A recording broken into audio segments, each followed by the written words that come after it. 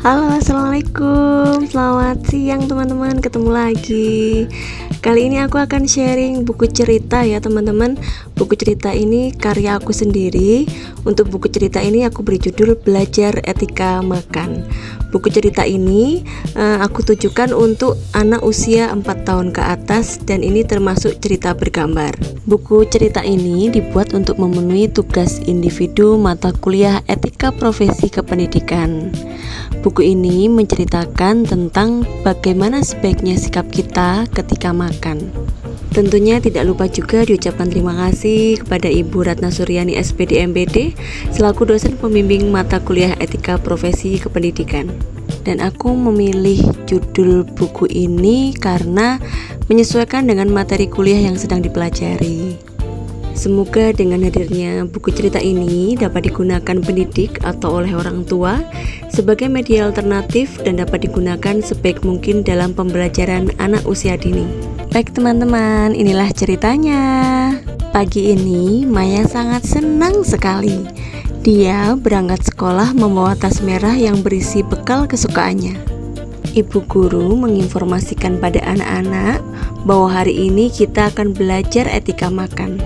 Anak-anak, sebelum makan bekal, kita harus melakukan apa? Bu guru bertanya pada anak-anak. Segera Maya menjawab, sebelum makan, kita harus cuci tangan dulu, Bu Guru. Wah, tepat sekali Maya. Kita harus awali dengan cuci tangan dahulu sebelum makan, jawab Bu Guru. Maya dan teman-teman lalu berbaris rapi menunggu giliran cuci tangan.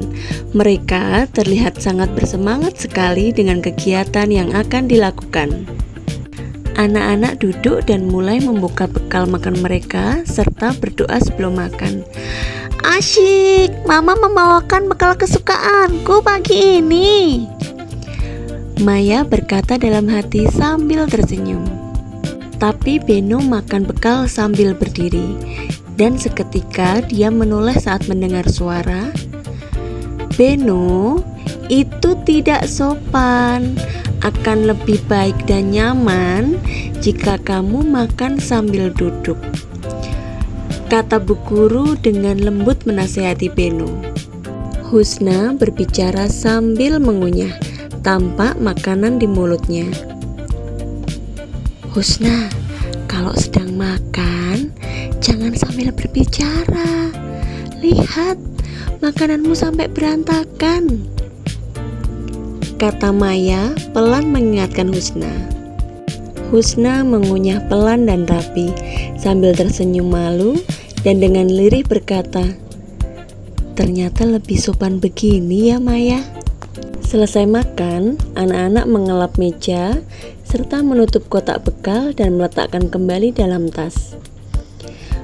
Mejaku bersih, perutku kenyang, alhamdulillah, kata Maya. Bu Guru memuji Maya dan teman-teman. Kalian hebat, hari ini kalian makan dengan sopan. Tetap jaga etika makan ketika kalian ingin makan dimanapun, kata Bu Guru.